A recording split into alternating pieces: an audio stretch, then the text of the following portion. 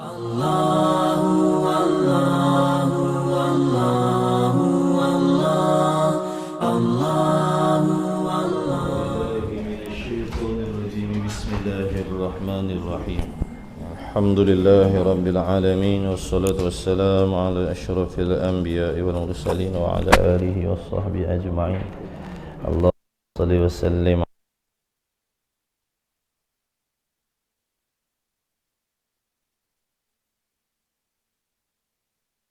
Hasbunallahu wa ni'mal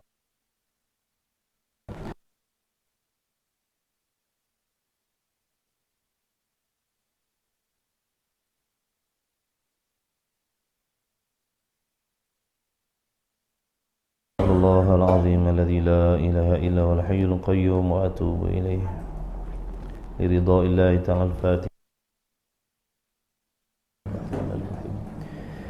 Alhamdulillahi rabbil alamin ar-rahmanir rahim maliki yawmiddin iyyaka na'budu wa iyyaka nasta'in ihdinas siratal mustaqim siratal ladzina an'amta 'alaihim ghairil maghdubi 'alaihim waladdallin.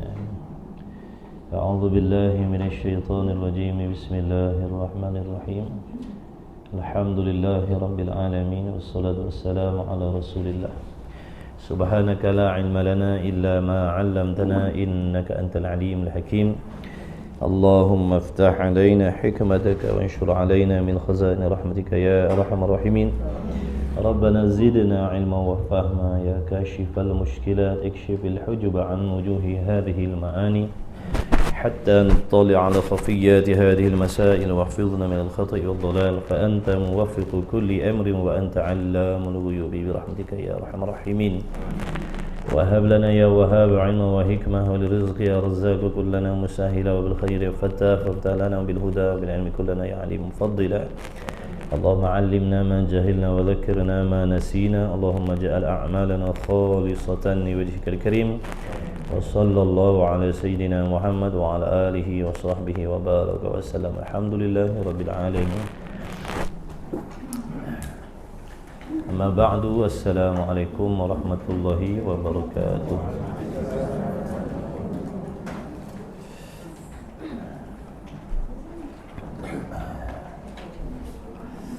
Alhamdulillah, segala puji bagi Allah Subhanahu wa ta'ala. Bersyukur kita ke hadirat Allah yang masih lagi sudi mengkehendaki menentukan kita untuk duduk di dalam taman-taman syurga, majlis ilmu, majlis zikir. InsyaAllah sama-sama kita jaga hati kita daripada permainan tipu daya nafsu dan syaitan yang membisikkan niat-niat yang tidak baik di dalam hati kita, yang boleh menjadi asbab apa yang kita lakukan, ibadat yang kita buat tidak diterima oleh Allah Subhanahu wa ta'ala. Alhamdulillah, insya-Allah sambungan kitab kita pagi ini Misbahul Munir, muka surat Jawi ke soal Jawi 34 dan 35.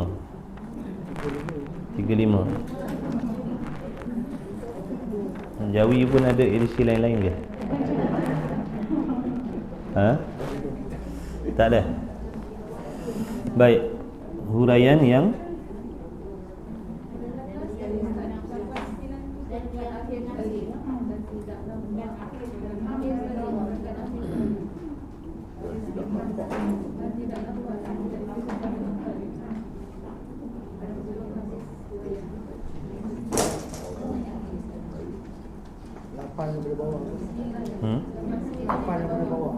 daripada bawah dan tidak nampak. Dan tidak nampak. Tapi tuan-tuan nampak semua insya-Allah insya-Allah. Okey dah. Jaga adab kita insya-Allah. Jangan sembang, jangan bersembang-sembang.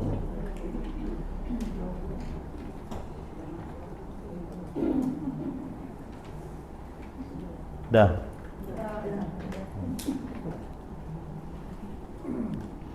Bismillahirrahmanirrahim.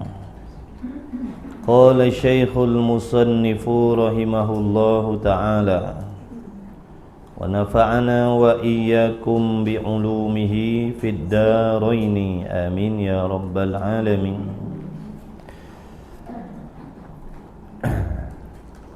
Kita undur belakang sikit.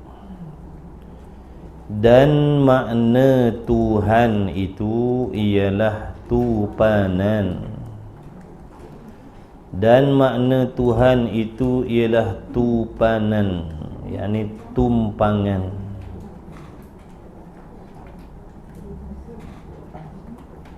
Dah. Jangan bercakap.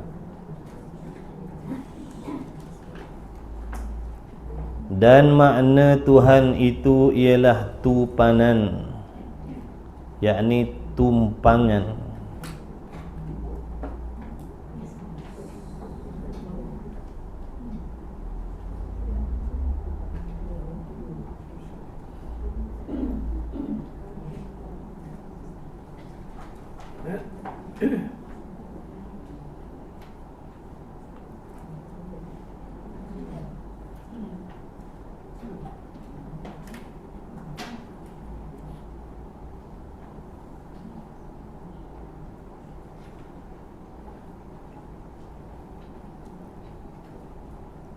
Dan makna Tuhan itu ialah tupanan, makna tumpangan. Tuhan ni tempat menumpang, tempat menumpu sekalian makhluk, sekalian alam. Selain Allah, selain Tuhan, semua menumpu kepada Allah. Ataupun tumpangan, ataupun tumpuan yang ditupan, yakni yang ditumpu ataupun yang ditumpang, tu bahasa Fatani dia. Atau yang ditumpu oleh tiap-tiap yang lain daripadanya, daripada Allah ataupun daripada Tuhan. Jadi perlu kita sedar, perlu kita ingat. Mudah-mudahan apa yang kita belajar ni dapat kita serapkan dalam diri kita. Apa pun kita mesti ingat dalam hati, segala-gala yang kita kerjakan, apa sahaja yang kita alami, yang berlaku dalam diri kita, zahir dan batin, semuanya itu ada berhubung kait dengan Allah. Bergerak diam kita, semuanya berhajat kepada Allah. Hadirnya kita pagi ni duduk dalam majlis ilmu ni pun sebab menumpang nikmat Allah, menumpang taufik daripada Allah. Hati kita dapat mengingat Allah, Allah lah yang menolong. Fikiran kita boleh memikirkan hal-hal ibadat, hal-hal akhirat, Allah lah yang menolong, yang membantu. Bukan asbab ilmu kita.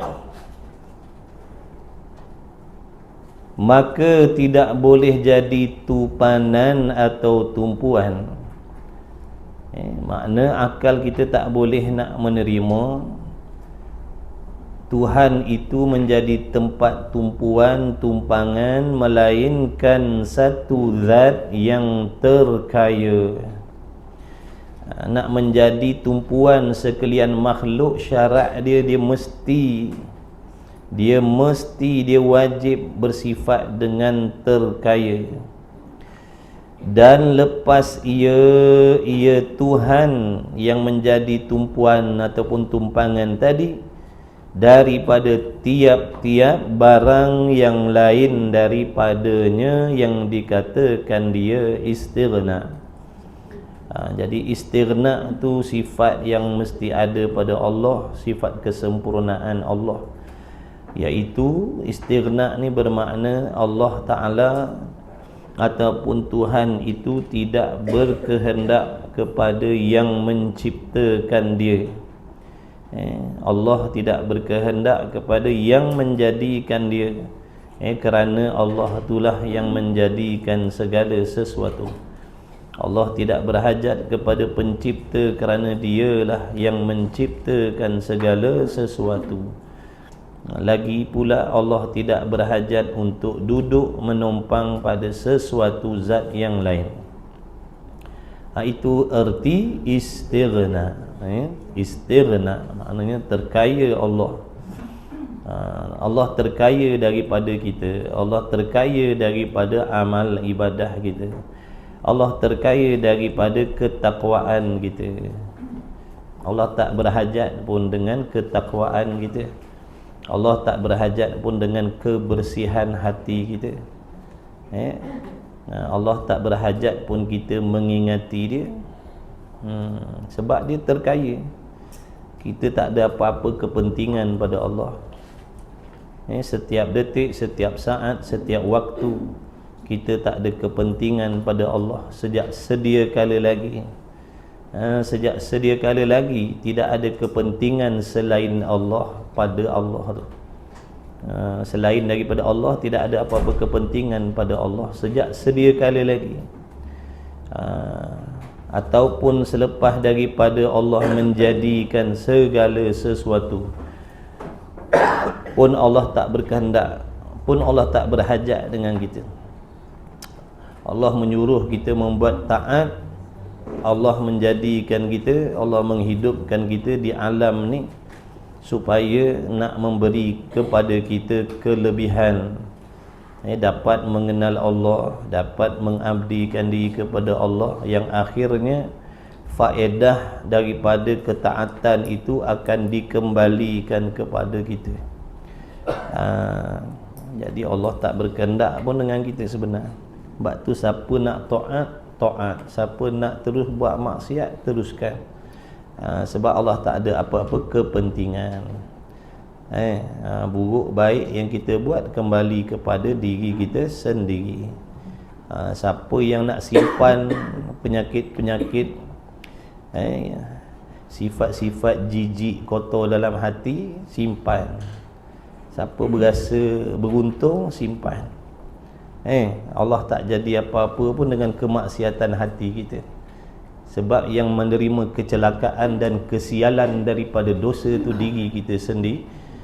Dosa tu diri kita sendiri. Allah tak berhajat pun dengan kita. Jadi jangan kita sombong dengan Allah. Jangan kita sombong dengan Allah, meneruskan perbuatan-perbuatan keji, mungkar, padahal Allah tak menjadi mudarat pun dengan maksiat yang kita buat. Kecelakaan dosa tu, kesialan dosa tu kembali kepada diri kita sendiri. Dengan sebab itu, orang yang hamba-hamba Allah yang tidak ingin mendapat kesialan di hari akhirat, hendaklah menjaga diri zahir dan batin, menjauhkan maksiat yang zahir, bahkan hati. Kena sucikan hati daripada sebarang penyakit. Kena cari ubat dia cepat-cepat. Allah tak peduli sekalipun kita orang rajin mengaji, rajin mengajar, rajin sembahyang, rajin puasa, banyak berzakat dan sebagainya. Allah tak peduli. Setiap dosa yang kita buat pasti dibalas dengan azab Allah. Kita tak ada kepentingan. Jangan kita berasa aku banyak solat, aku banyak ibadat, aku banyak amal kebajikan, jadi tak apalah, tak ada apa masalah. Nak simpan maksiat dalam hati kita, dengki, ujub, riak. Sebab aku ada keistimewaan di sisi Allah. Allah tak peduli. Jadi jangan kita berasa berani. Jangan berani-berani. Jangan berani-berani. Mudah-mudahan Allah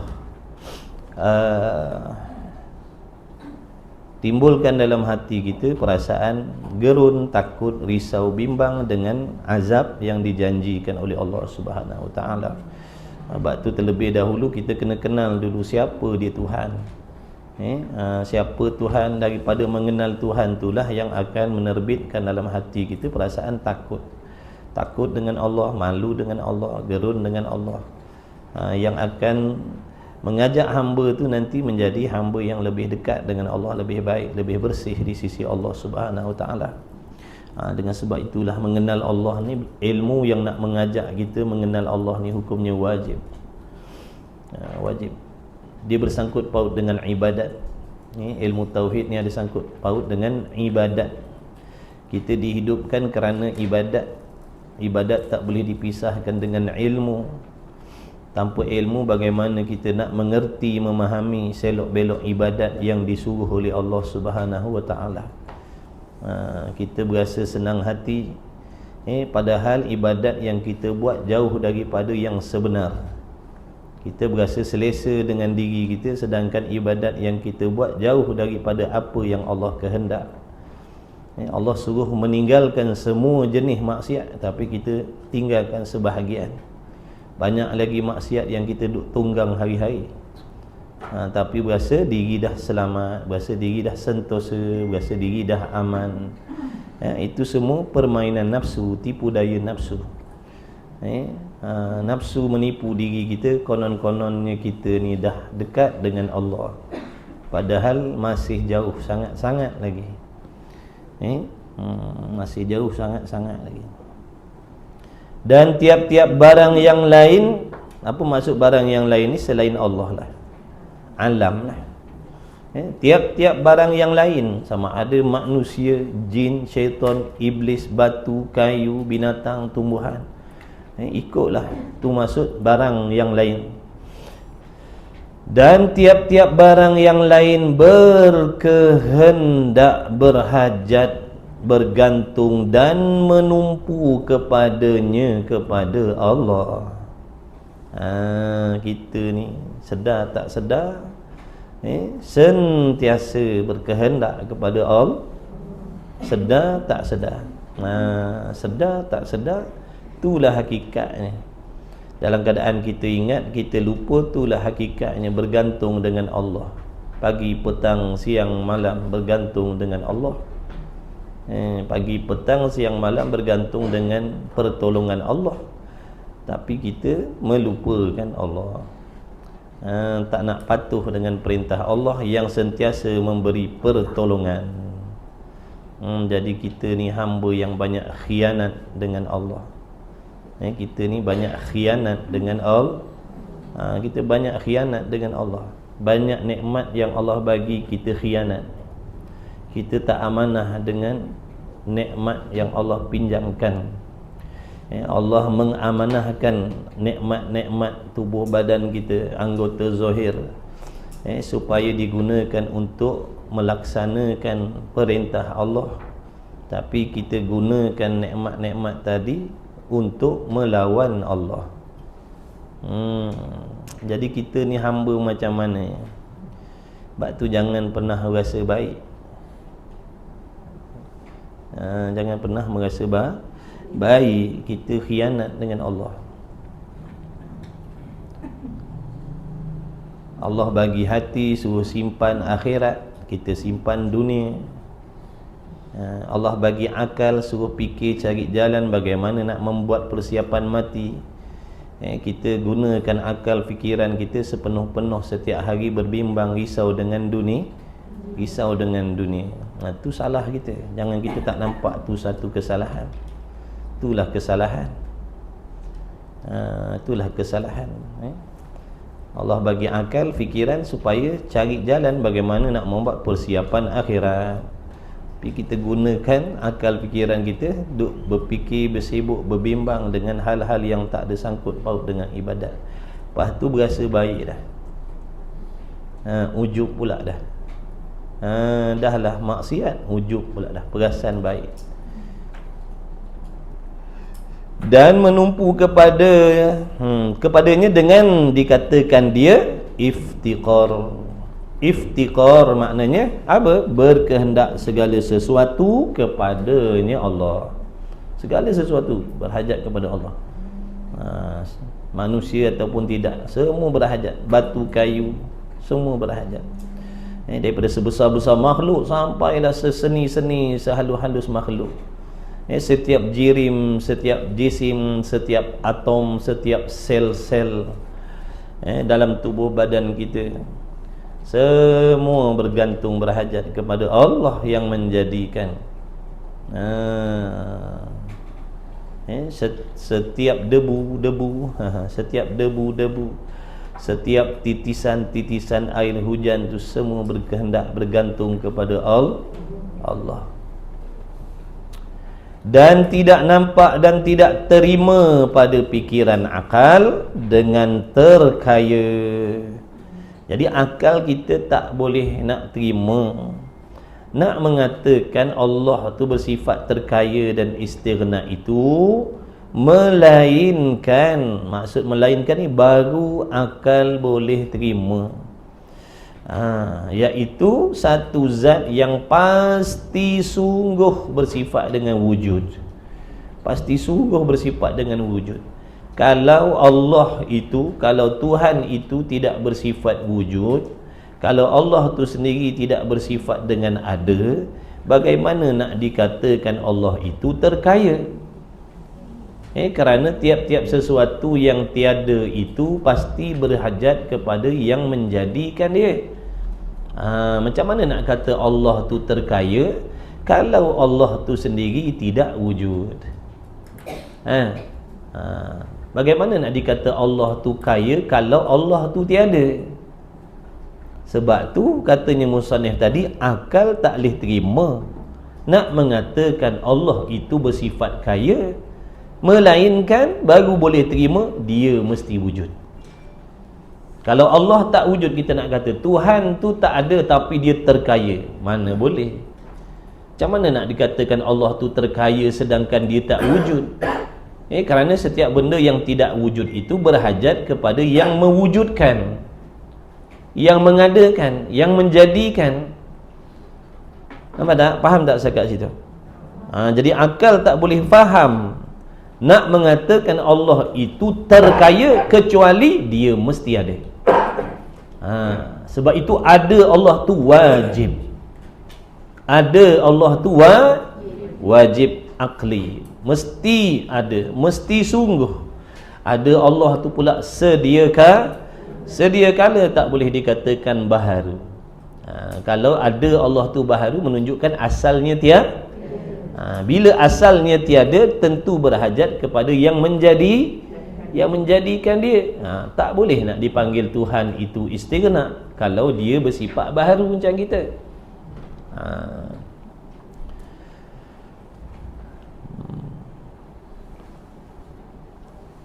Dan tak terima pada fikiran akal, tak masuk akal, tak masuk akal yang waras nak dikatakan Allah tu terkaya, sedangkan dia bersifat dengan tiada.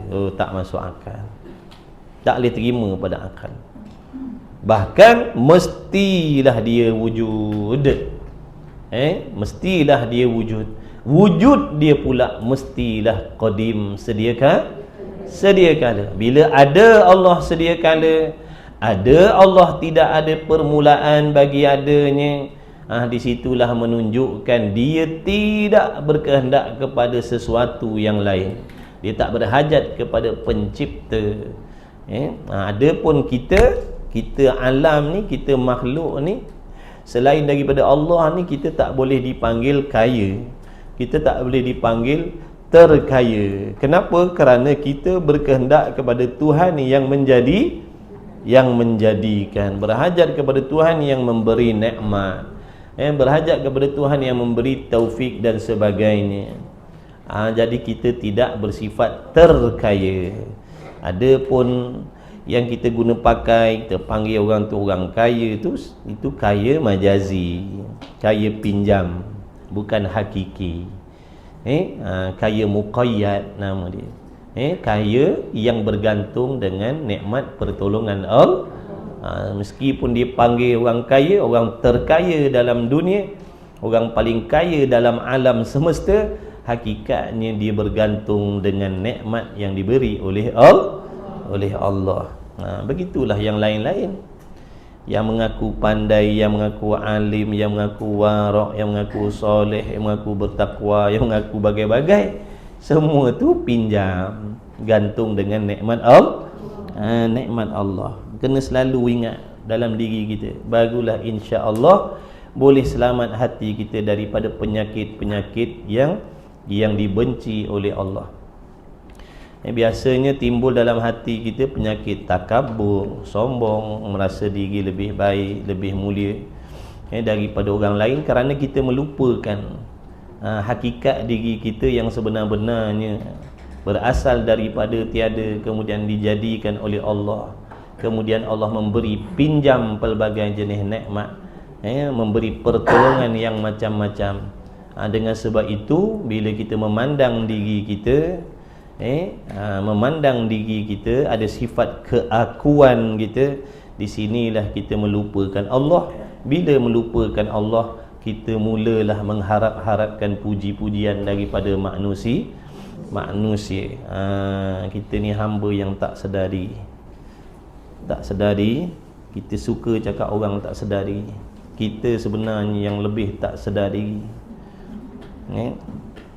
Kita suka kata orang tak sedari. Kita ni sibuk dengan dosa orang. Dosa kita tak habis cari.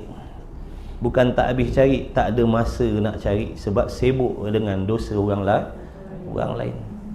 Tunggu nanti, tunggu satu masa bila sampainya kematian kita, baru kita tahu alangkah ruginya hidup ni bila bersibuk dengan dosa orang lain, sampai tak ada masa nak baiki diri sendiri.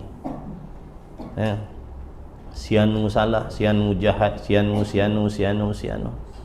Yang diri kita kotor ni, yang diri kita tak ingat Allah ni, lupakan Allah ni, hati penuh dosa maksiat ni, penyakit tak ubat-ubat lagi, penyakit hati kita. Sebab tu lah, lupa sebab heboh dengan orang. nak cari pujian orang, nak cari sanjungan orang, takut dicela oleh orang, takut kita tak dihargai. Tu semua yang melupakan kita dengan Allah. Buat sesuatu harap orang hargai. Sebab tu bila orang tak hargai kebaikan kita, kita rasa kecewa. Salah kita. Siapa suruh tak ikhlas dalam buat kebaikan? Kalau orang yang ikhlas dalam buat kebaikan, dia takkan kecewa, kerana dia yakin kebaikan dia akan dibalas dengan kebaikan oleh Allah. Tapi dah bangsa hati perut kita ni jahat, memang kena cakap macam tu, biar berasa jahat. Sebab tu hati kita ni penuh dengan sifat-sifat yang akan memanggil kesialan untuk diri kita sendiri. Jangan berasa dosa tu alah dosa. Dosa ni jadi asbab kita mendapat sial hari kiamat besok. Saat nak mati tu, sakaratul maut tu, tu nombor satu, pembukaan akan bertemu dengan kesialan dosa-dosa tu. Kata ulama, dosa tu membawa sial. Biar nampak jahat, keji, kotornya dosa tu. Ni kita sebut dosa, alah dosa pahala, biasalah dosa pahala. Tak ada rasa apa, buat tu kita buat dosa tak ada masalah. Sebab pada kita adalah dosa. Tahu tak dosa tu menjambakkan kita nanti dapat sial di hari kiamat. Na'udzubillah min zalik. Ada tempat kena terjemahkan macam tu, supaya rasa benda tu keji, biar kita berasa tak nak buat benda macam tu. Tak nak. Sebab apa? Kesialan. Orang panggil sui. Dosa ni bawa sui. Besok nak mati, besok baru dapat dia punya sui. Cara nak selamat, taubat kepada Allah. Taubat kepada Allah sungguh-sungguh. Perbaiki diri kita. Sudah-sudahlah, tinggalkan Allahumma salli ala sayyidina Muhammad. Urusan kita nak mencari, nak teropong, nak selak habis dosa orang. Sudah-sudahlah, puluh tahun dah kita buat kerja tu, pencin-pencin lah. Puluh tahun buat kerja tu, pencin-pencin lah. Tak ada apa yang menguntungkan, bahkan mengotorkan lagi hati kita. Hati kita dah lah kotor, kita sendiri pergi cari lagi. Dosa-dosa orang ni bila kita nampak, dia akan tambah fitnah dalam diri kita. Sebab tu Islam melarang mencari dosa orang. Sebab bila kita jumpa dosa orang, dia akan jadi fitnah pada hati kita. Dia akan menambahkan lagi, menambahkan lagi fitnah dalam hati kita yang dah memang sedia ada banyak fitnah dah. Cari lagi, buat lagi asbab-asbab, sampai hati kita jadi kucar kacir. Na'udzubillah. Baik. Kemudian Tuhan bersifat istighna, terkaya. Jadi Allah tu wajiblah bersifat dengan ada Allah tu mesti sediakan. Kalau Allah tu adanya baharu seperti kita, maka tak layak nak dipanggil terkaya, tak layak nak dipanggil Allah tu istighna. Kemudian apa lagi selain daripada wujud Tuhan yang dikatakan istighna itu, wajiblah dia mesti bersifat dengan qidam, sedia kala. Kalau dia bersifat baharu, tak layak nak dipanggil terkaya. Jadi bila kita doa wahai Allah yang maha kaya, kita kena fahamlah maksud dia. Kenapa dipanggil Allah tu yang maha kaya? Kerana Allah tu wajib ada, kerana Allah tu adanya qadim, adanya qidam, sedia kala, bukan baharu. Kalau Allah tu baharu, tak layak nak dipanggil istighna. Kemudian baqa, artinya kekal Allah dengan makna tidak menerima binasa selama-lamanya. Kerana kalau Allah tu binasa, menunjukkan dia tidak terkaya. Kalau Allah tu binasa, kalau Allah tu mati, kalau Allah tu musnah, kalau Allah tu hilang, menunjukkan dia tidak terkaya. Dia berhajat kepada Tuhan yang mengekalkan dia hidup. Macam kita ni, kita berhajat kepada Allah yang memanjangkan umur kita, mengekalkan ada kita. Dan mukhalafatuhu lil hawadith, ini juga sifat yang nak menunjukkan maksud kekayaan Allah. Bila kita sebut Allah maha kaya ataupun Allah istighna, menunjukkan Allah wajib tak serupa dengan sesuatu, wajib tak serupa dengan sesuatu. Allah wajib tak serupa dengan sesuatu, bukan harus tak serupa, wajib tak serupa dengan segala sesuatu yang baharu. Kerana kalau Allah serupa dengan yang baharu, maka dia juga baharu. Bila dia baharu, tak bolehlah nak panggil terkaya. Tak layak nak panggil terkaya Allah kalau dia baru. Dan qiyamuhu binafsih, ingat mukhalafah tu tak serupa Allah bagi segala sesuatu pada segala sudut. Tak serupa zatnya, sifatnya, perbuatannya. Dan qiyamuhu binafsihi, berdiri Allah dengan sendiri. Berdiri Allah dengan sendiri. Yakni tidak berkehendak tu lah, tak berkehendak dan tak berhajat tu. Tu qiyamuhu binafsihi, mesti. Kalau Allah tu berkehendak kepada pencipta dan dia berhajat menumpang sesuatu, dia tidak bersifat kaya. Orang yang beriktikad Allah itu duduk menumpang sesuatu, sesungguhnya dia telah menafikan istighna Allah Subhanahu wa taala. Maka dengan sebab itu jauhkan fahaman-fahaman yang mengelirukan, yang mengajak kita mempercayai bahawasanya Tuhan itu memiliki tempat dan menumpang sesuatu. Kerana orang yang beriktikad Allah tu menumpang sesuatu, duduk di sesuatu tempat, menafikan terkaya Allah, menafikan istighna, menafikan Allah tu bersifat kaya. Dan pasti pula ada baginya Allah sama, sifat pendengar. Kalau dia pekak, dia tak terkaya. Basar, dia memiliki sifat pelihat. Sama basar tu ta'alluq dia kepada perkara yang wujudiyah, perkara yang mawjud, perkara yang ada, dita'alluq oleh sama basar. Kemudian sifat kalam, sifat penutur Allah. Kalau dia bisu, dia tidak terkaya.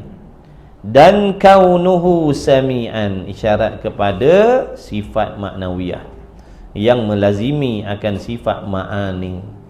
Dan kaunuhu basiran, dan kaunuhu mutakalliman, Maknawiyahnya kaunu itulah, keadaan itulah yang dikatakan sifat maknawiyah.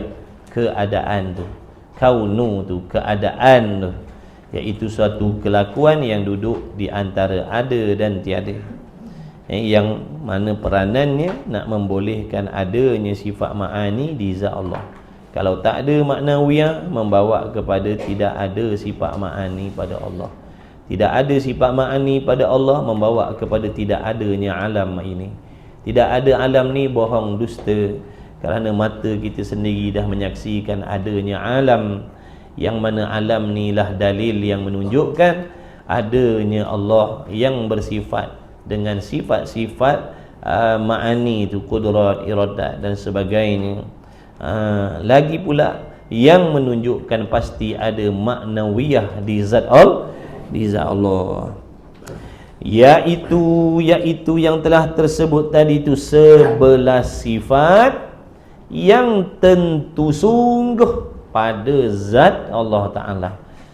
Sifat yang wajib lah 11 ni, daripada wujud tadi tu.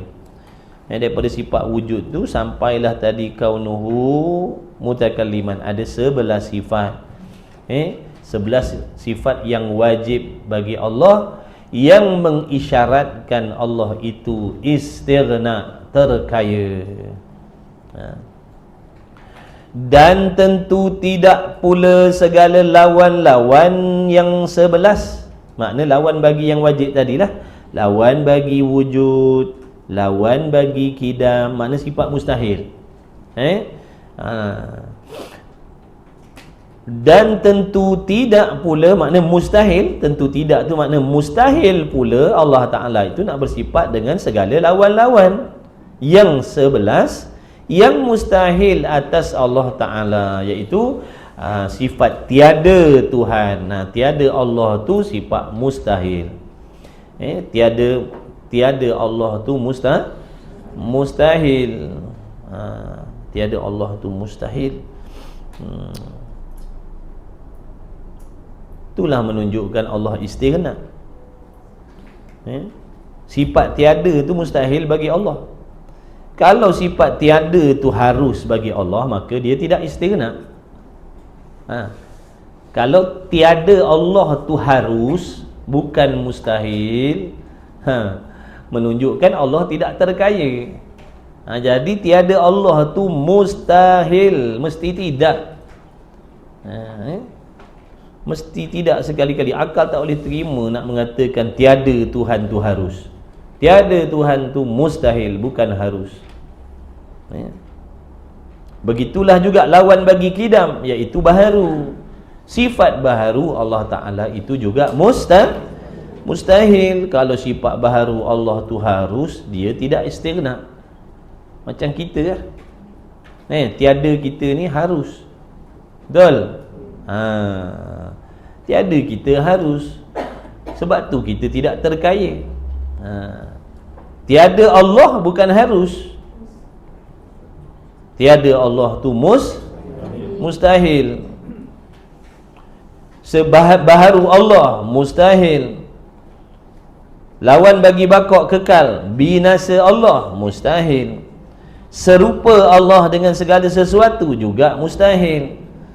Semua tu menunjukkan kalau disabitkan sifat-sifat mustahil itu pada Allah, dengan makna Allah tu tidak terkaya. Jadi jangan diiktikadkan sifat-sifat mustahil itu pada Allah. Wajib menafikan, wajib menidakkan, wajib mensucikan hati kita daripada meletakkan sifat-sifat mustahil itu pada zat Allah.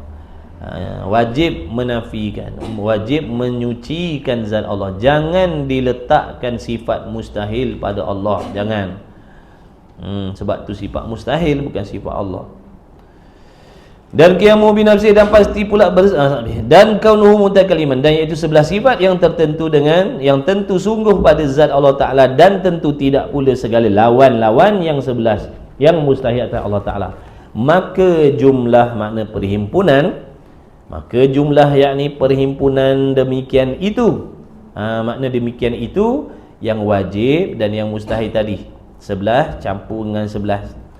22. Tambahlah situ kat kitab tu, salah cetak tu, tinggal. Dalam kitab Rumi ada. Kitab Rumi dia tulis berapa? 20. 22 lah dah. Salah cetak dah tu. 22. Sebelah yang wajib, lawannya sebelah yang mustahil. 22. Tulis itu, mudah-mudahan yang betulnya 22. Dan tidak nampak dan tidak terima pikiran akal. Makna akal tak boleh terima, tak masuk akal. Tak masuk akal pula, tak boleh nak terima akal kita orang mukmin. Dengan terkaya dan istighna itu, melainkan zat yang harus memperbuat mungkin. Harus memperbuat mungkin. Sebab tu jangan kata wajib buat. Allah tak wajib buat mungkin, harus saja. Kalau Allah wajib buat, maknanya dia tidak istighna, terpaksa buat. Wajib buat makna terpaksa ni makna tekanan, mesti kena buat. Oh, kalau begitu dia tak terkaya lah. Terkaya ni dia bebas. Dia bebas, ikut dia. Dia nak buat ke, dia nak tak nak buat, dia nak suruh, dia nak bagi, nak izinkan jin telefon ke, apa nak pelik? Harus bagi Allah. Sebab tu suruh ngaji tauhid, suruh ngaji tak mau. Dengar cerita pelik-pelik, tak masuk akal. Akal dah dipengaruhi nafsu. Akal yang mengenal Allah, dia tak pelik. Apa nak pelik? Harus bagi Allah.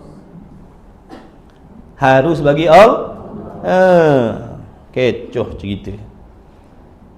Puak-puak tu memang dia tak boleh terima benda pelik-pelik. Akalnya tak sihat. Sebab tu jangan terpengaruh dengan pahaman tu. Tolak maulid Nabi, akal tak sihat.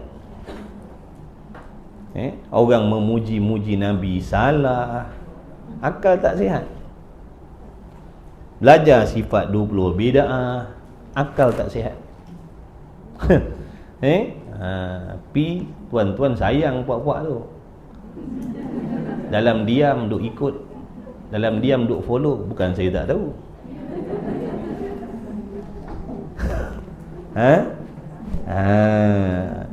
Tak boleh berselawat dalam masjid. Oi, dekat luar negara tu, ulama besar-besar, bukan kecil-kecil anak punya ulama. Duduk dalam majlis maulid dalam masjid. Apa tu masalah? Yang haram buat qasidah dalam masjid waktu solat. Biar cerdik sikit kepala otak kita.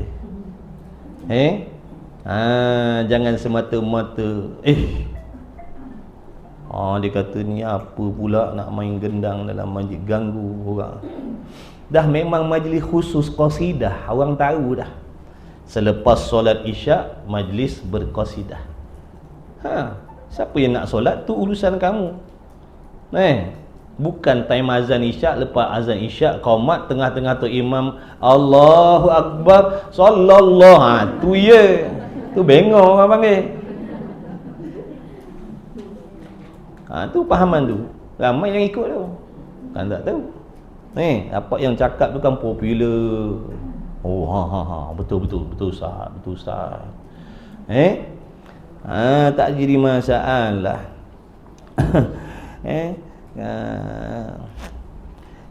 Tengok tempat lah. Kalau tengah orang semayang, kita duk ganggu dengan main gendang-gendang selawat, memanglah salah. Jangan kata gendang selawat, baca Quran pun haram. Kita semayang baca kuat sampai 5 lapis saf dengar suara kita. Kita bukan imam, makmum, cuma perasan macam imam. Kita pun bacalah kuat. Haram. Tak kena tempat ni. Jadi nak berselawat, nak berqasidah dalam masjid, tak ada masalah. Bukan buat waktu solat. Pelik-pelik puak-puak ni. Ikutlah, ikut. Tu di antara pahaman dia ni pelik dengan jin telefon ni. Dia pun dia tak boleh terima. Mudah-mudahan jin telefon ni lah puak-puak ni. Baru dia tahu. Apa nak pelik, benda harus kan? Masuk dalam perkara mungkin kan? Apa nak pelik kerja Tuhan? Tak boleh terima, tak boleh terima. Apa? Mungkin tak boleh, tak logik. Sebab tu suruh ngaji hukum akal dalam kitab ni. Akal, hukum adat, hukum syarak. Itulah akibat dia tak nak belajar sifat 20. Tolak lagi sifat 20. Itulah dapat dia. Benda boleh terima dia akal, dia kata tak boleh terima. Jin ke tak jin ke masuk dalam perkara harus kan? Cuma pada adat mustahil. Kebiasaan tak ada jin telefon kita. Jin Samsudin pun tak ada telefon kita. Pada adatnya orang kawan-kawan biasa je telefon kita. Makna pada adat tak berlaku. Mustahil pada adat, tapi pada akal kan dah belajar gitu. Tanam pokok durian, keluar buah pisang, mustahil pada adat. Tapi kalau dengar-dengar keluar berita keluar buah pisang, harus pada akal. Kan kita dah belajar 3 hukum adat tu duduk di bawah harus pada akal. Suruh ngaji. Tak nak ngaji.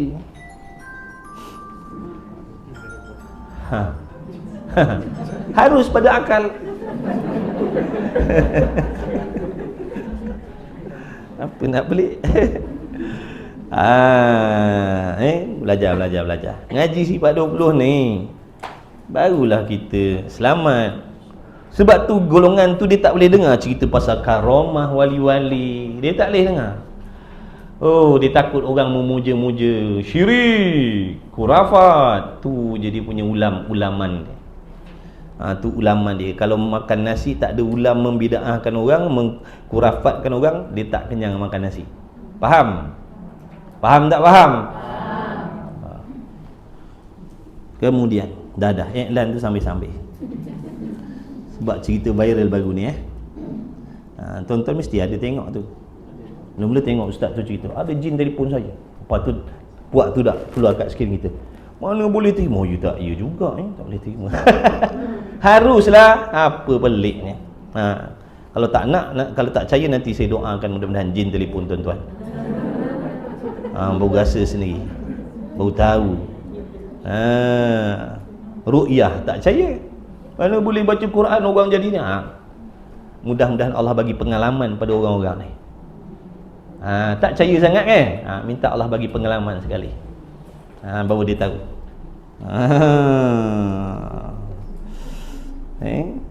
Baru dia tahu. Ramai yang terikut tu.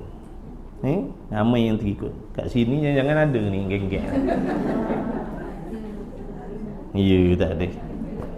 Sungguh tak ada? Kalau tak ada, alhamdulillah lah. Harap-harapnya gitu. Okey dah. Mana tadi? Kaunuhu. Mana? Tu harus bagi Allah. Itulah menunjukkan kekayaan Allah.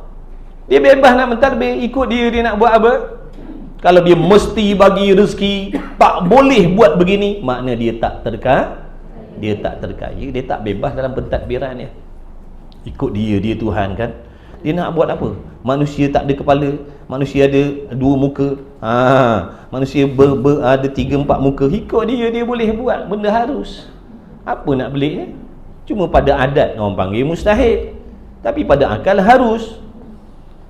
Allah nak jadikan kiamat hari ni, harus. Tak payah nanti petanda-petanda besar pun. Berlakunya gempa bumi di mana? Turki, bukan dengan kehendak Allah. Bengong sungguh.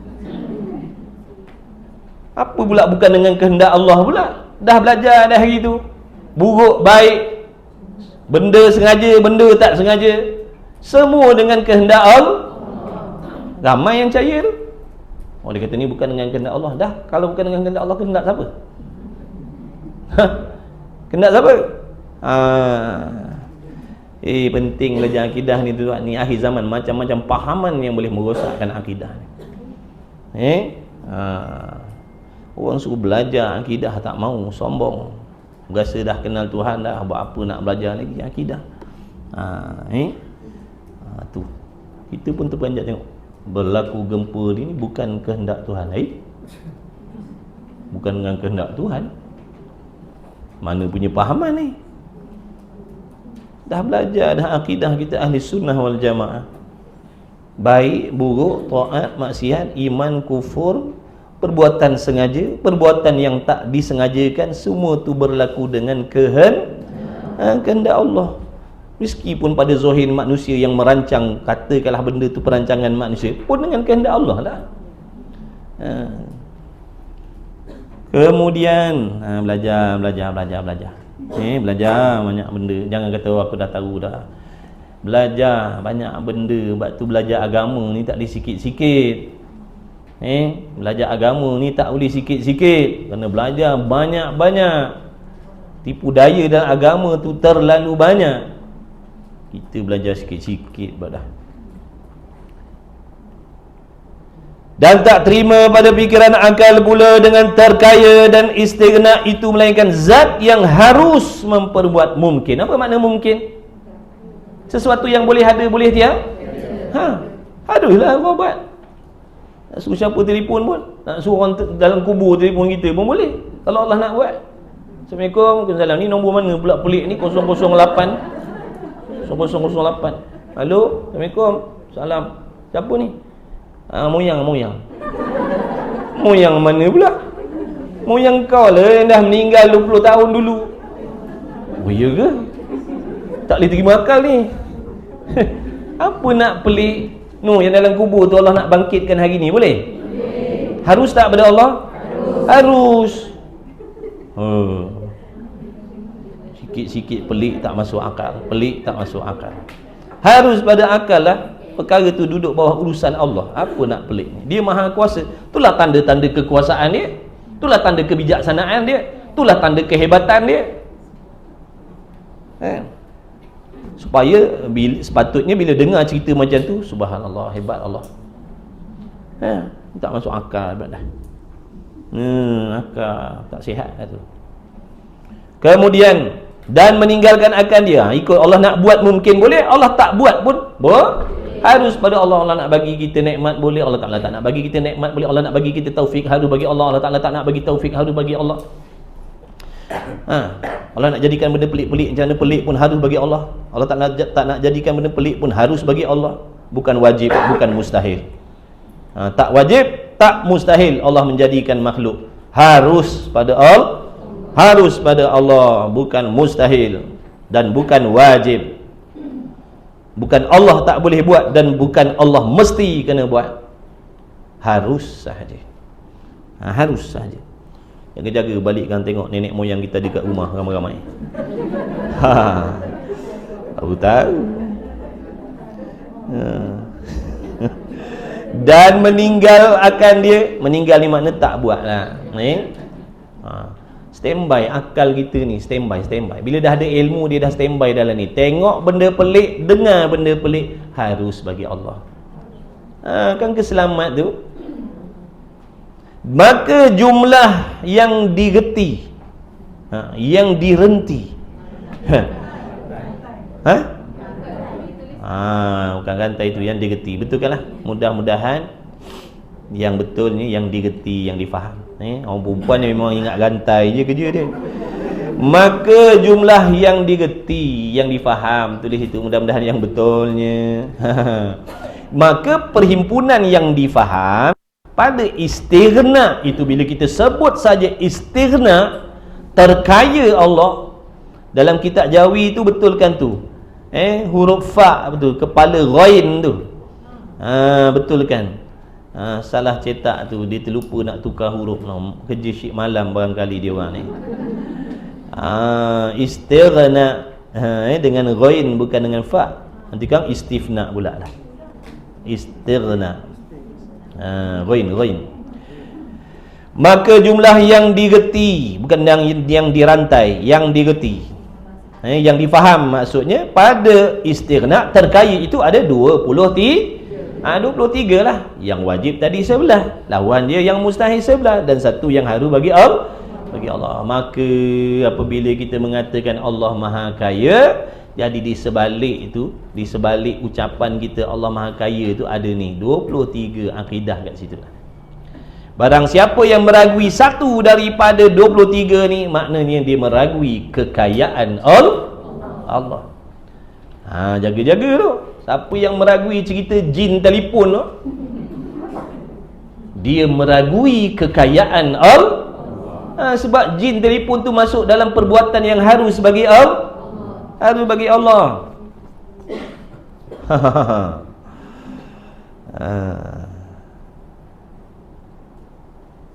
Bahaya tak ngaji Bahaya ke tak bahaya? Ya ke bahaya? Ramai tak nak mengaji. Naknya tak bahaya lah. Tak sama seperti bahaya corona. Ramai orang takut, ramai orang risau, ramai orang bimbang. Bahaya tak mengaji. Orang tak risau bahaya tak mengaji. Bahaya tak belajar agama, orang tak risau. Bahaya corona, ramai orang risau. Sebenarnya takut mati. Takut mati. Takut mati. Takut mati pun mati. Berani pun mati, takut pun mati. Persiapan tu. Tu yang sebenarnya. Risau mati tak ada persiapan. Mati tak buat bekal, cuma berasa macam ada bekal. Berasa macam ada bekal. Bila datang mati, rupa-rupanya tak ada bekal. Rupa-rupa salah cara cari bekal. Akhirnya bekalan kita semua kena scam. Kena scam dek nafsu kita. Semayang kata semayang. Tahajud, mengaji, rumah ngaji jangan lupa pergi. Sepanjang minggu ada kuliah, mengumpat jangan tinggal. Kena scam lah kita. Habis pahala ibadat, dimakan dek mengumpat tadi. Betul tak? Dah nak bawa balik apa? Nak bawa balik bekal apa ni? Ya. Betul, kosong. Siapa yakin? Siapa mengumpat pahalanya Allah pindahkan semua kat orang lain? Kalau yakin kenapa mengumpat? Kena fikir macam tu. Dah kalau kita yakin, kalau kita mengumpat pahala ibadat kita Allah pindahkan kepada orang lain, kenapa teruskan mengumpat? Kenapa kita takut duit kita kena scam, tak takut pahala kita kena scam? Tu fikir. Kita tentang duit, tentang harta dunia, kalau hilang bukan main kita risau, takut lagi. Pahala hilang, pahala kurang, kita buat tak kisah, tak peduli. Tapi sengih. Besok pahala ni berat ni, besok ni sengit timbangan ni, besok ni sengit apa? Memang sengit balik dosa. Pahala habis kena scam dah. Semayang mengumpat tak tinggal, semayang berdengki tak tinggal, mengaji dengki tak tinggal. Apa yang kita dapat? Kena yakin benda ni bukan cerita olok-olok, tuan-tuan, perempuan, para muhibbin sekalian yang dikasihi Allah. Sebab tu Allah dekatkan kita dengan ilmu, sebab Allah nak sampaikan benda-benda macam ni supaya kita sedar. Sebab tu Nabi kata, siapa yang Allah lorongkan nak pergi majlis ilmu, dia tu tanda-tanda orang nak bagi kebaikan. Allah nak bagi kebaikan kepada dia. Allah nak mudahkan dia masuk syurga dengan selamat. Sebab tu Allah dekatkan kita dengan ilmu, supaya kita tahu benda-benda ni, rahsia-rahsia yang merosakkan ibadat ni. Nafsu menipu, nafsu tipu kita. Syaitan membisik-bisikkan dalam hati kita, konon-konon kita ni dah baik, dah bagus, dah beribadat, banyak amal. Rupa-rupanya kita ditipu. Puluh tahun kena tipu. Sebab tu nanti waktu mati kita tercengang sangat-sangat, sebab tak ada pahala yang kita bawa. Padahal waktu hidup apa je amal yang kita tak buat. Hajinya, umrahnya, wakafnya, sedekahnya. Yang suami cari nafkah halal, yang isteri khidmat pagi petang kat rumahnya, mengajar solat berjamaah, tapi bila mati tengok kosong buku amalan. Mana pergi ni ya Allah? Rupa-rupa kebodohan kita sendiri tentang ibadat. Kita tak nak ambil peduli tentang ibadat. Kita berasa macam kita pandai buat ibadat. Akhirnya ditipu. Menyesal tak? Menyesal waktu tu. Menyesal tak mengaji agama. Sebab baru tahu apa yang buat rupanya selama ni habis macam tu. Kalau kita belajar tentu kita faham. Pasti Allah akan tunjukkan pada kita. Ni contoh ni saya cakap ni. Ni asbab. Allah nak bagi tahulah ni kita semua. Khususnya ingatan untuk diri saya sendiri. Sembahyanglah sekuat mana, mengaji mengajarlah sekuat mana. Kalau tak buang lagi penyakit dengki, mengumpat, garanti balik fakir miskin muflis. Garanti. Itu jaminan Nabi daripada Nabi SAW. Garanti balik bawa dosa. Tak ada pahala yang kita akan bawa. Wakaf tak wakaf? Wakaf tak wakaf? Mengumpat, hilang semua wakaf kita. Dapat ke orang yang kita umpat. Sebab tu kalau tuan-tuan nak ngumpat, tolong ngumpat saya. Biar masuk semua pahala ibadat yang tuan-tuan buat tu masuk dalam buku akaun saya. Sungguh. Sebab tu ada ulama kata kalau kau nak mengumpat orang, lebih baik kau mengumpat mak bapak engkau sendiri.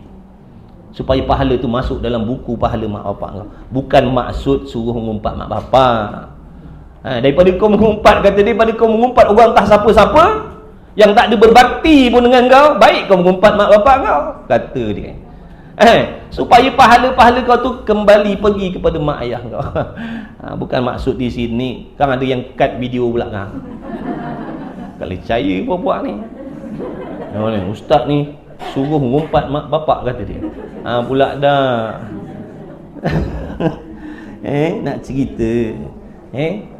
Nak menceritakan memang sungguh-sungguh pahala kita tu Allah pindahkan.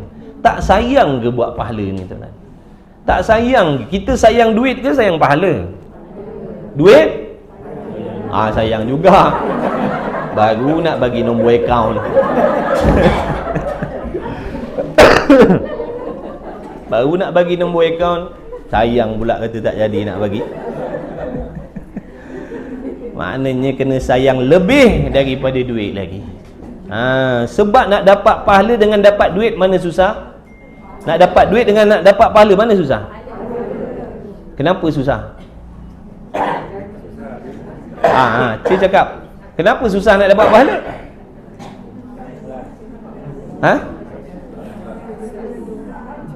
Banyak perkakas nak kena cari. Banyak perkakas, banyak persiapan yang kena cari. Banyak peperangan yang nak kena lalui. Banyak tipu daya yang nak kena elakkan, baru dapat pahala tadi. Jadi bukan senang nak dapat yang namanya pahala ni. Orang yang kata asalkan buat dapat pahala, ini orang jahil. Orang yang tak faham selok-belok ibadat. Orang kalau faham selok-belok ibadat, pahala ni sukar nak diperolehi. Hikmah dia supaya kita sayang sangat-sangat pahala ni, sebab payah nak dapat. Orang yang berasa sayang sangat pada pahala, dia akan jauhkan diri daripada benda yang membinasakan pahala dia.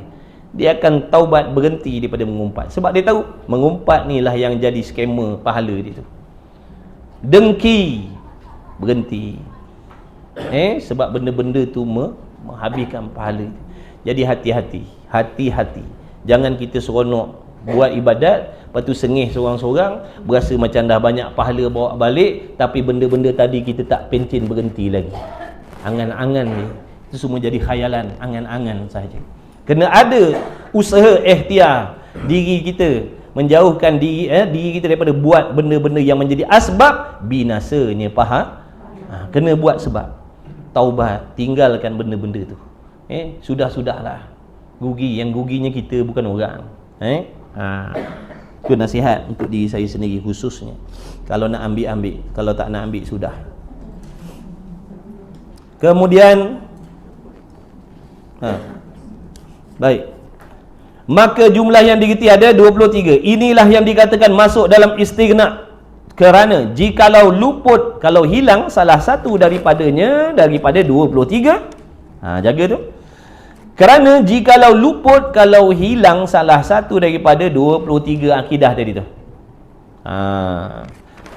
maka ada kalanya berkehendak kepada yang menjadikan dia. Maksudnya kalau hilang salah satu daripada 23 tu, membawa kepada Allah tu akan berkehendak kepada yang menjadikan dia. Tengok tu, jika luput sifat wujud, seandainya hilang sifat wujud Allah tu, sifat wujud itu binasa, hilang menunjukkan dia bersifat dengan tiada, maka disitulah menunjukkan Allah akan berhajat kepada yang menjadikan dia. Kalau hilang sifat wujud, membawa kepada Allah berhajat kepada pencipta.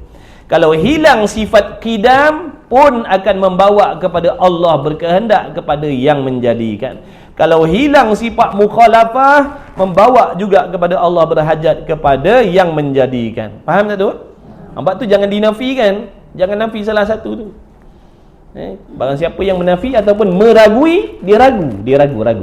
Dia ragu Allah tu ada, dia ragu Allah sedia kala, dia ragu Allah tu kekal selama-lama, dia ragu yang Allah tu tidak serupa dengan sesuatu, menunjukkan dia meragui kekayaan Allah.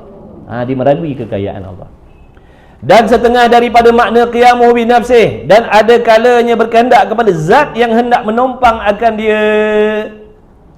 Kalau hilang qiyamuhu bi nafsih tu, jika luput qiyamuhu bi nafsih dengan makna yang kedua, qiyamuhu bi nafsih itu ada dua makna. Satu, tak berkehendak kepada pencipta. Yang kedua, berhajat menumpang. Jadi kalau Allah tidak bersifat dengan qiyamuhu bi nafsih, menunjukkan Allah mesti kena duduk menumpang pada sesuatu. Bila dah Allah mesti duduk menumpang sesuatu, hilanglah sifat hilanglah sifat kekayaan Allah istighna tu. Dan ada kalanya berkehendak kepada yang menolak kekurangan dan penyakit-penyakitnya jika luput samak basar kalam. Seandainya hilang sifat pelihat Allah, hilang sifat pendengar Allah, hilang sifat penutur Allah, membawa kepada kekurangan pada Allah. Bila Allah tu bersifat dengan kekurangan, sudah tentulah dia berhajat kepada yang menyempurnakan kekurangan dia. Dan juga kaunuhu sami'an, kaunuhu basiran, dan kaunuhu mutakalliman, yang melazimi akan sifat ma'ani yang tiga tadi tu. Dan ada kalanya di bawah tekanan jika luput sifat harus. Kalau Allah tu tidak bersifat dengan harus, maka Allah tu duduk dalam tekanan. Mesti kena bagi.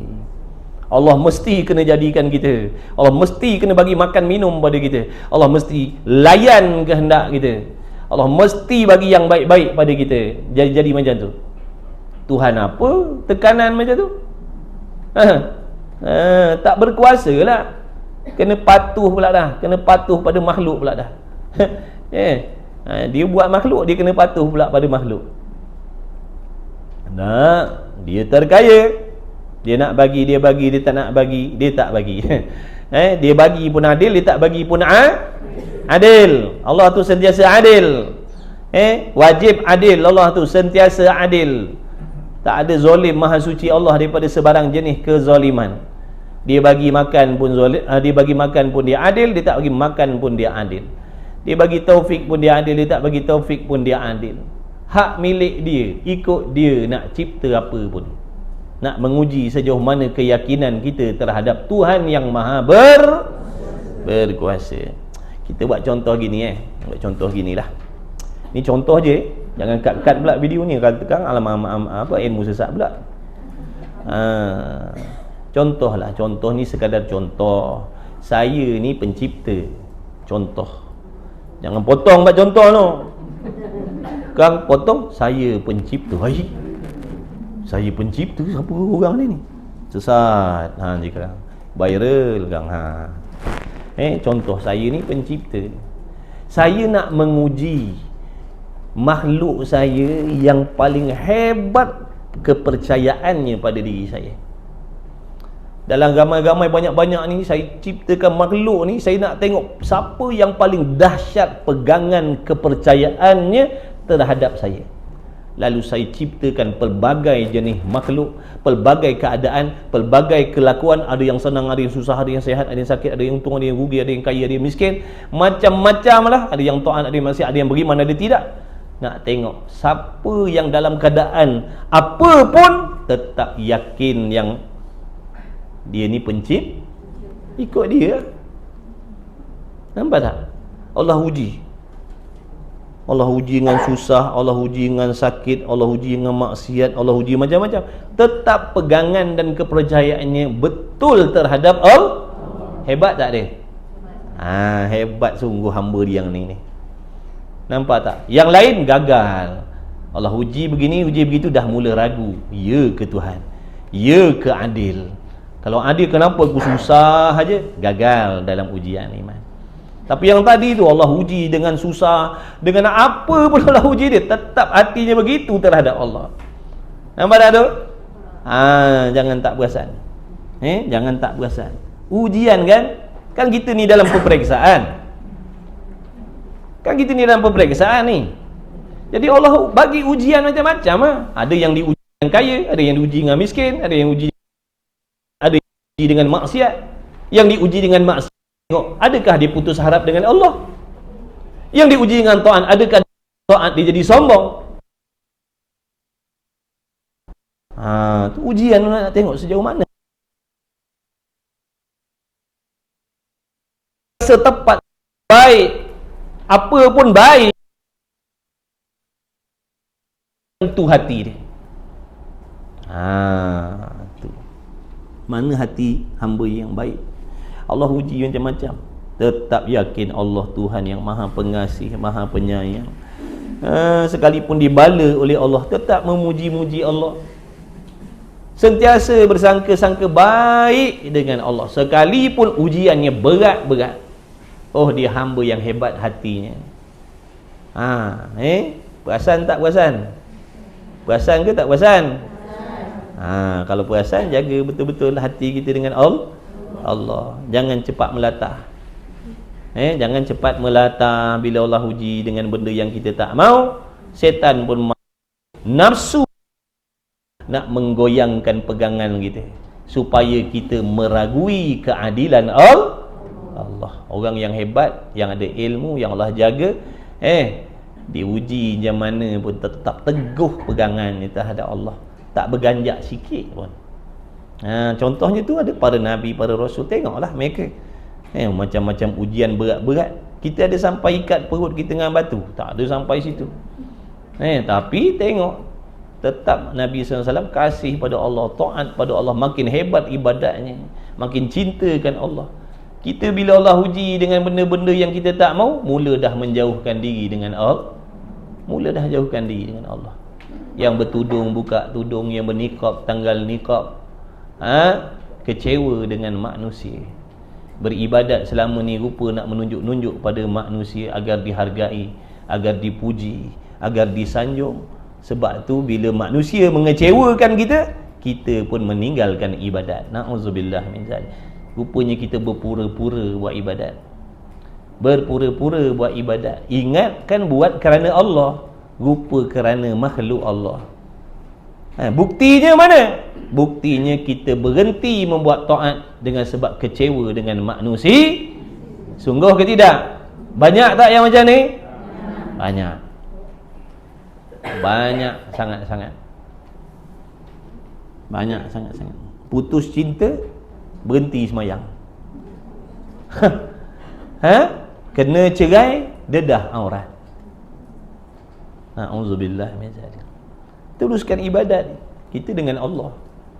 Yang memberi syurga Allah, bukan orang. Jadi betulkan, jaga baik-baik. Itulah nafsu tadi tu. Dia menipu, pandai sangat dia, licik dia. Berasa macam yang kita buat ni betul. Konon-kononnya nak menunjukkan kesedihan kita, nak menunjukkan Allahumma salli ala sayyidina Muhammad, putus hati kita lalu kita terjemahkan dengan menderhakai Allah. Na'udzubillah. Kecewa dengan makhluk, derhaka pada Allah. Kecewa dengan makhluk, derhaka pada Tuhan pula dah. Oh, dahsyat permainan nafsu ni. Jangan main-main. Imam Ghazali kata jangan main-main dengan nama nafsu ni. Dia lebih jahat daripada 70 ekor syaitan lagi. Nafsu ni, syaitan seekor cukup lah.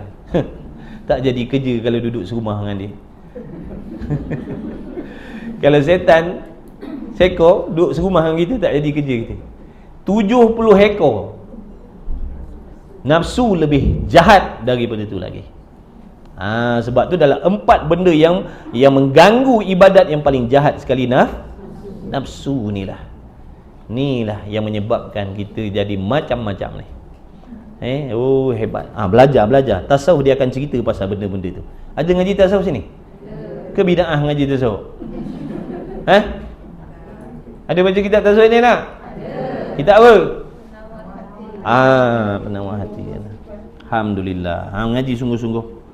Fardu ain tu. Fardu ain tu. Beramal, kemudian niat nak belajar, kemudian niat nak beramal. Jangan nak tahu je. Kalau nak tahu nanti 10 kali khatam pun tak jadi apa. Aku belajar kitab penawar sebab nak tahu cerita. Tahu cerita je lah. Jangan niat nak belajar, nak baiki. Hati aku ni penuh penyakit, masalah ni. Aku nak kena cari penawar. Dia ada dalam kitab tu, penawar bagi hati tu ada. Penawar penyakit hati ada dalam tu. Nanti usahakan, perbaiki, cuba dan terus cuba. Harap pada Allah, doa pada Allah, minta taufik agar dapat beramal dengan ilmu tu. Nanti lama kelamaan hati kita jadi sihat. Hati jadi sihat. Hati kita kena sihat, jangan tubuh je sihat. Hati kena lebih-lebih sihat daripada tubuh kita. Biarlah tubuh kita uzur, tapi hatinya sihat, hatinya bersih, hatinya baik. Barulah dia beruntung. Beruntung nanti. Kemudian kata musannif, dan lagi dikatakan mana tadi? Dan ada kalanya di bawah tekanan jika luput sifat harus Allah. Kalau kita menafikan Allah tak ada sifat harus, menunjukkan apa tu? Tuhan tu duduk dalam tekanan. Mesti kena bagi pahala, mesti kena masukkan syurga. Tu tak. Hilang sifat istighna, hilang sifat terkaya Allah. Maka jika luput demikian itu, nescaya tidak lagi lah dikatakan istighna. Kalau hilanglah salah satu, bukan kata hilang semua, cukup dengan satu hilang, dah tak boleh panggil dah Tuhan tu istighna. Jadi jangan dinafikan. Maka bukanlah Tuhan. Kalau tak ada sifat istighna, boleh tak nak panggil Tuhan? Boleh tak nak panggil Tuhan kepada sesuatu yang tidak bersifat istighna? Boleh? Tak boleh. Jadi Allah tu dipanggil Tuhan kerana Allah tu bersifat istighna. Kerana dia tu istighna, terkaya. Sebab itulah dia saja Tuhan, tak ada yang lain. Kerana yang lain tak ada memiliki sifat tu. Satu pun tak ada duduk pada yang lain. Maka bukanlah Tuhan dan tidak nampak dan tak terima pada fikiran akal dengan berkehendak, dengan bahawasanya tiap-tiap barang yang lain itu berkehendak semuanya kepadanya Allah itu, melainkan satu zat yang pasti dan tentu sungguh wahdaniyah. Ni nak bahaskan tentang iftiqar. Akal kita tak boleh nak terima, nak mengatakan sekalian makhluk mesti tertumpu, bergantung, berhajat kepada Allah. Melainkan Allah ni dia mesti ketunggalan, dia mesti satu. Tuhan ni mesti satu, barulah semua makhluk menumpu kepada dia. Kalau Tuhan tu berbilang-bilang, makna berbagi-bagilah nanti. Faham tak? Jadi kita nak kata Allah tu tempat tumpuan sekalian alam, menunjukkan Allah ataupun Tuhan ni mesti satu. Kalau banyak, maknanya takkan semua berkehendak kepada dia, takkan semua bergantung kepada dia, akan bagi-bagilah dah. Jadi wajib ketunggalan, wajib Tuhan, wajib satu. Dan kudrah, bila dikatakan sekalian makhluk berkehendak, bergantung, berhajat kepada Allah, menunjukkan Allah mesti bersifat kuat. Kalau dia lemah, macam mana makhluk nak berhajat pada dia? Kalau Allah tu, kalau Tuhan tu bersifat lemah, macam mana makhluk kita nak berharap kepada Allah? Sedangkan dia lemah, macam mana dia nak mengkabulkan, nak memberi sesuatu sedangkan dia lemah? Sebab tu tadi dia kata akal tak boleh terima. Kemudian iradat, dia mesti memiliki kehendak, dia mesti bersifat dengan kehendak, menentukan. Kalau Tuhan tak bersifat kehendak, dia tidak akan menjadi. Kalau Tuhan tak menjadikan, macam mana kita nak menumpang dia, nak berhajat kepada dia, nak meminta kepada dia, sedangkan dia tak kehendak nak tolong kita? Kalau dia tak kehendak, takkan wujud alam. Kan? Kan ke tak kan? Ha. Kan orang tanya kan, jawablah kan. Jadi apa tadi? Kalaulah Allah tak kehendak, nescaya takkan ada alam ni. Adanya alam ni dengan kehendak Allah. Adanya kita dengan adanya kita dalam majlis ilmu ni dengan kita boleh bangun sembahyang maka jangan sengih seorang-seorang. Jangan sengih seorang-seorang berasa baik dah. Tak boleh pakai orang lain ni. Malas ibadat. Aku ni tengah-tengah musim hujan ni, pagi-pagi bangun sembahyang selamba je. Sekarat 20 rakaat ni main-main. Ni tak boleh harap ni. Ni orang ni kawan sebelah ni. Tak boleh harap ni dia ni sebelah ni. Dalam hati kita, ni orang sebelah tak boleh harap ni. Nak banding dengan aku, baik aku lagi daripada dia. Takabur, sombong dalam hati. Jaga penyakit tu, dia menyelinap masuk dalam hati kita.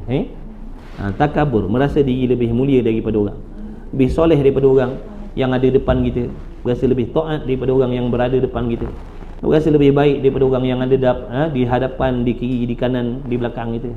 Jaga-jaga tu, takabur namanya. Sifat sombong. Orang yang sombong ni Allah haramkan daripada petunjuk. Orang yang dalam hatinya ada sifat sombong, Allah haramkan daripada mendapat petunjuk Allah. Kemudian ilmu, mestilah Tuhan tu memiliki pengetahuan. Macam mana pengetahuan Tuhan? Dah bahas dah hari tu. Tengok baliklah dalam bab ilmu tu. Ta'alluq, tanjizi, qadim, bagi sifat ilmu. Ta'alluq ni meratai, meliputi yang wajib, yang mustahil dan yang harus, semuanya telah ada dalam pengetahuan Allah sejak sedia kala lah. Tu berlaku gempa kat apa tadi, Turki. Bila Allah tahu tu? Sedia kala lagi. Sebab dia yang kehendak. Apa yang dia kehendak semuanya bertepatan dengan apa yang dia dah tahu. Apa yang Allah kehendak muafakat dengan ilmu. Jangan kita kata gempa tu Allah tak tahu. Hari ni baru Tuhan tahu ada gempa kat situ. Mustahil. Itu jangan-jangan itu merosakkan akidah kerana meletakkan jahil kepada Allah. Allah tahu dah. Allah lah yang kehendak tu, adalah sebabnya, adalah hikmahnya. Nak menunjukkan dah akhir zaman dah. Kita mengumpat tak berhenti-berhenti lagi. Heboh kiamat. Nak kiamat dah. Tapi mengumpat tak pencen-pencen. Patut pencen dah lah. Dengki-dengki. Doakanlah bila orang dapat nikmat, doakan yang baik-baik. Ni dah tengok orang bahagia, kita ingat angan-angan supaya bercerai. Dah bercerai lah kau. Sikit hati aku tengok. Jaga. Ingat Allah tak tahu ke dalam hati kita? Mana nak lari? Besok Allah zahirkan. Kat dunia semayang bukan main. Qiyamul lail, rumah ngaji, lalu datang. Rupa dalam hati kau bukan main lagi. Pantang nengok orang dapat kebaikan, kau angan-angan supaya hilang kebaikan orang. Dengki. Jagalah bukan orang berhaji sini. Yang perasan buat apa? Kalau perasan tu macam ada pula. Tapi baik perasan ada daripada perasan tak ada dah. Ya Karim, ya Allah. Sungguh tuan-tuan, ibadat bukan mudah. Dia tak dapat tipu yang zahir, dia tipu yang dalam hati. Tujuan dia asalkan balik akhirat dalam keadaan dibenci oleh Allah. Tu je target dia. Tu target dia, nafsu dengan syaitan. Asalkan balik akhirat. Kalau tak jadi kafir pun, tu target nombor satu. Nak mengkafirkan, biar keluar daripada alam dunia ni jadi kafir, baru puas hati. Paling tidak pun biar dia dibenci oleh Allah. Balik akhirat dalam keadaan dibenci oleh Allah. Tu kira habis tak ada lagi. Kata Imam Ghazali, jangan kau merasakan aman damai daripada permainan nafsu syaitan. Dia sentiasa cari peluang. Kita je yang leka dengan dia punya permainan. Hayat, kemudian sifat hidup Allah. Kalau Allah tak bersifat dengan hidup, bagaimana makhluk nak berkehendak kepada dia? Dan kaunuhu qadiran, itu isyarat kepada sifat maknawiah yang melazimi dengan kudrat tu. Dan kaunuhu muridan, kaunuhu aliman, kaunuhu hayyan, dan tentu tidak pula segala lawan-lawan bagi 9 yang tersebut, maka jumlah yang direti. Rantai lagi ke dalam tu? Betul kan yang direti? Maka jumlah yang digerti, maknanya yang difahami pada iftikar itu 18 daripada yang wajib dan yang mustahil. Maka jika luput satu daripadanya seperti luput daripadanya kudrat dan lainnya. Kalau seandainya hilanglah sifat kekuasaan Allah, nescaya makhluk, segala makhluk tidak lagi berkehendak kepadanya Allah. Kalau hilang sifat kudrat satu je, hilang kudrat daripada Allah, nescaya makhluk takkan berhajat dah kepada Tuhan. Kerana Tuhan sudah lemah, bersifat lemah, maka apalah lagi berkehendak kepadanya Tuhan yang dah bersifat lemah dan tidak lagi dinamakan tu, tak boleh panggil Tuhan. Kita habiskan peringkat ni lah. Dan makna Muhammad sallallahu alaihi wasallam itu pesuruh Allah itu ialah Muhammad itu sallallahu alaihi wasallam itu seorang manusia yang dilantikkan akan dia oleh Tuhan, oleh Allah Ta'ala, menjadi utusan, menjadi rasul dan pesuruh untuk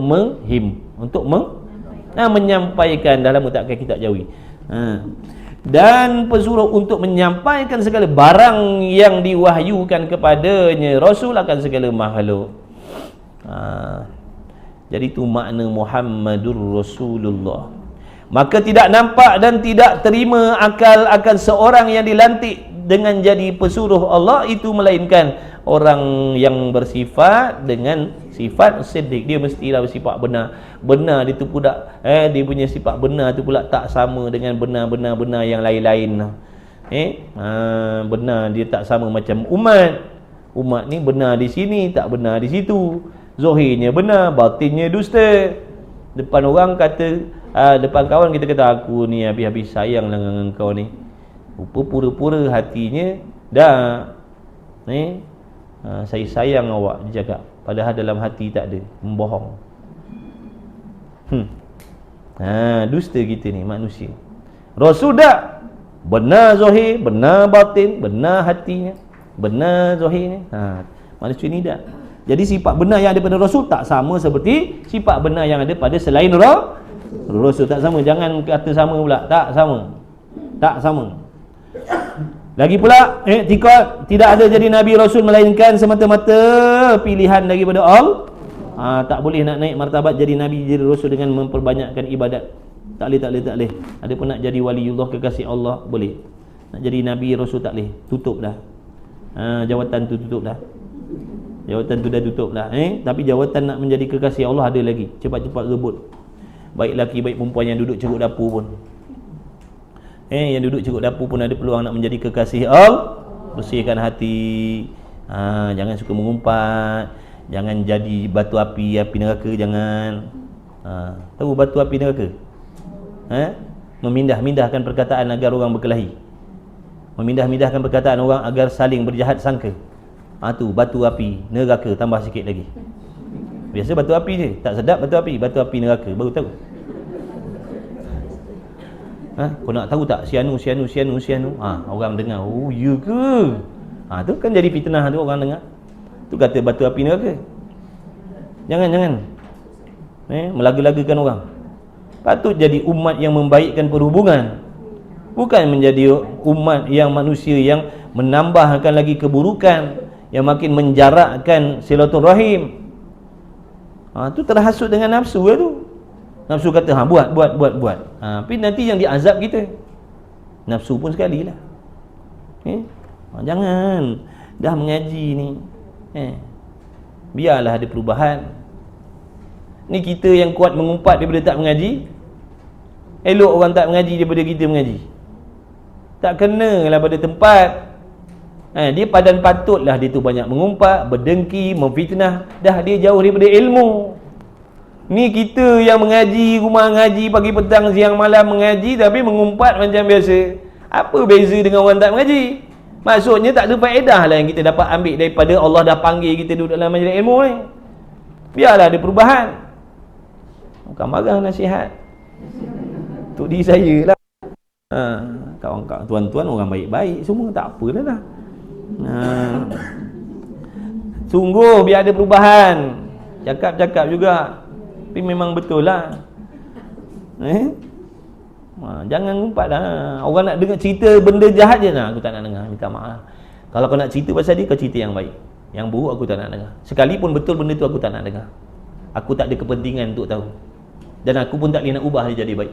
Kau nak tahu, kau nak cerita kejahatan dia, cerita dengan bapak dia. Bapak dia boleh nasihat dia. Tu tempat mengumpat yang harus.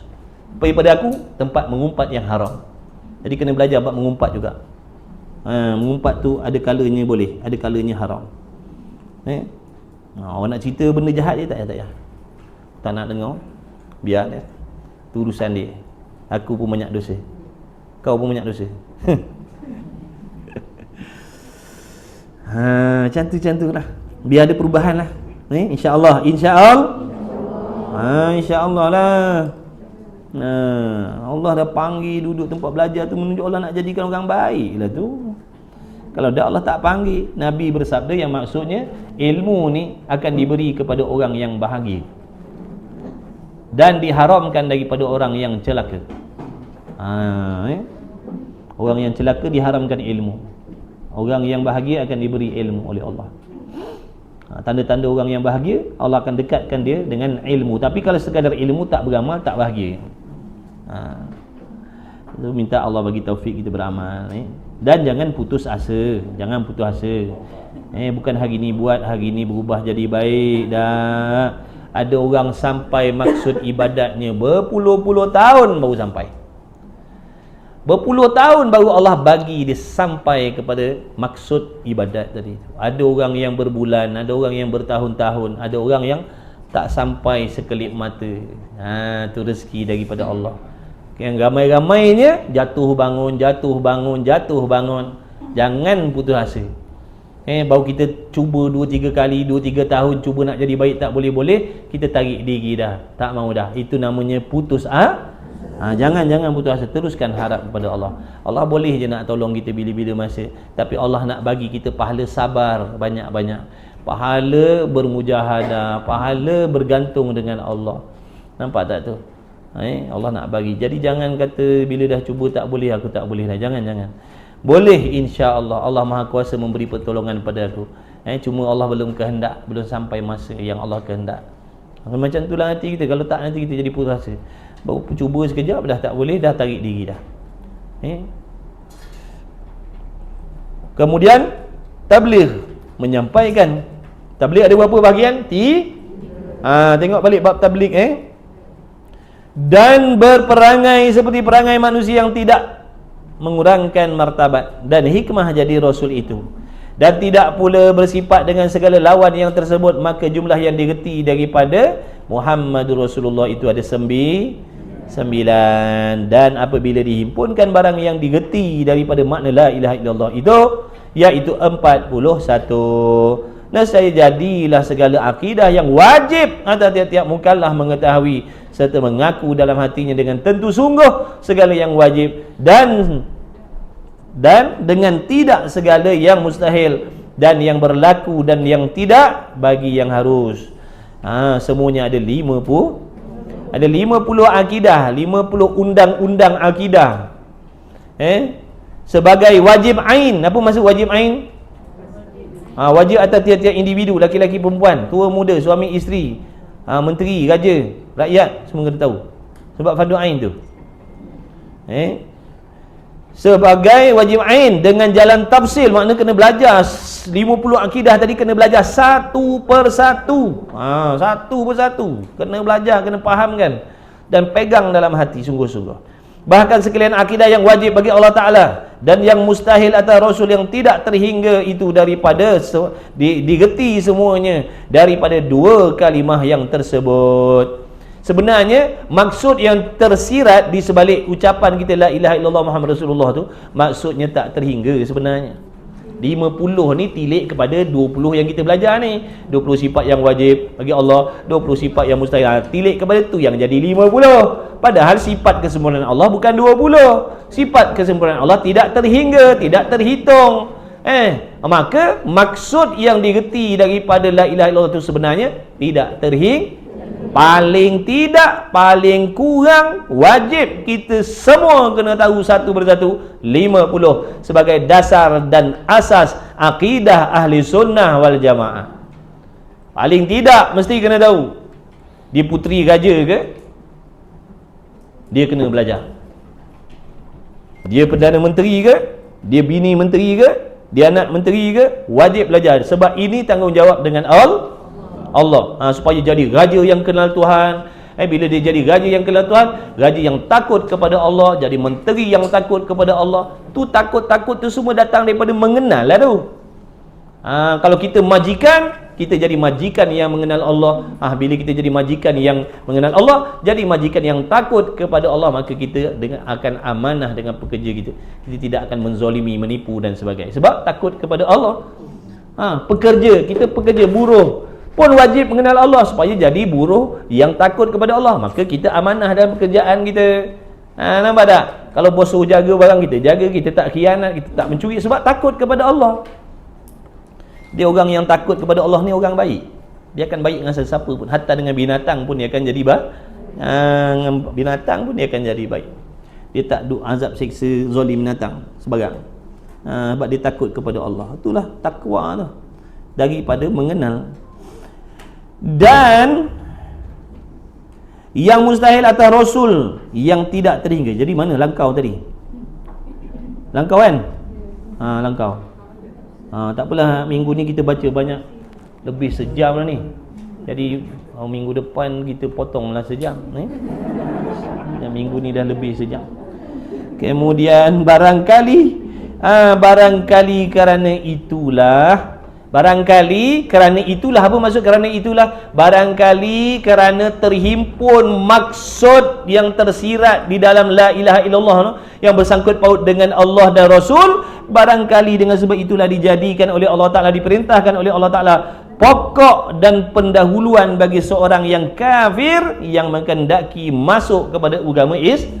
Sebab tu barangkali dengan sebab itulah Allah memerintahkan siapa-siapa yang kufur, yang nak memeluk agama Islam, dia kena mengucap la ilaha illallah Muhammad Rasulullah sebagai bukti dan isyarat dia yakin dan menerima sifat-sifat yang bersangkut paut dengan Allah dan Rasul. Faham tak tu? Tapi dah syahadah pun dia kena mengaji lah. Mu'allaf bila dia dah syahadah dah masuk Islam, dia wajib mengaji macam orang Islam lah. Pekahnya, tauhidnya, tasawufnya, wajib kenal Tuhan dan sebagainya. Begitu. Kita pun kena mengaji jugalah. Okey, habis dah. Wallahu alam dah. Jadilah, cukuplah sampai situ. Mudah-mudahan time rajin bacalah lebih. Time malas kita cutilah. Begitu. Menghendaki masuk agama Islam. Okeylah, insya-Allah mudah-mudahan semua yang hadir yang mengikuti mendapat limpahan, mendapat kasih sayang Allah. Saya minta ampun maaf banyak-banyak, ambil masa tuan-tuan banyak. Jadi ada yang dah janji lambat, saya minta maaf banyak-banyaklah. Cakap dengan orang ilmu kita pada hari ini, kita semuanya diberikan umur yang berkat, anak isteri yang semuanya minta.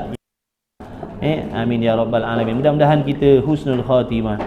Mudah-mudahan Allah Ta'ala sentiasa menjaga iman dan akidah kita, hati kita disucikan daripada sebarang jenis penyakit yang membinasakan akhirat kita. Amin ya rabbal alamin.